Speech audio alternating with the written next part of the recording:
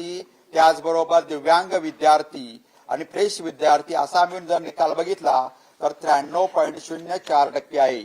सर्व विभागीय मंडळामध्ये मिळून नेहमीप्रमाणे कोकण विभागाने याही वर्षी बाजी मारली असून कोकण विभागाचा निकाल 98.82% इतका असून सर्वात कमी निकाल तुलनेने नागपूर विभागाचा 90.78% इतका आहे।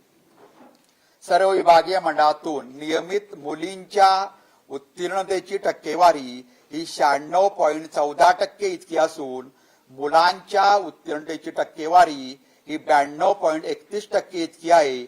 म्हणजे नेहमीप्रमाणे मुलींनी निकालात बाजी मारली असून मुलींच्या उत्तीर्णतेची टक्केवारी मुलांपेक्षा 3.83% ने जास्त आहे। माध्यमिक शालांत परीक्षा ही 62 विषयासाठी घेण्यात आली होती। त्यापैकी एकूण 24 विषयांचा निकाल 100% इतका लागलेला आहे। राज्यातून नियमित उत्तीर्ण विद्यार्थ्यांपैकी 4,88,745 विद्यार्थी हे विशेष प्रावीण्यासह प्रथम श्रेणीत उत्तीर्ण झालेले आहेत। म्हणजे 75% पेक्षा अधिक गुण पडलेले 4,88,745 विद्यार्थी इतके आहेत। तर 4,00,000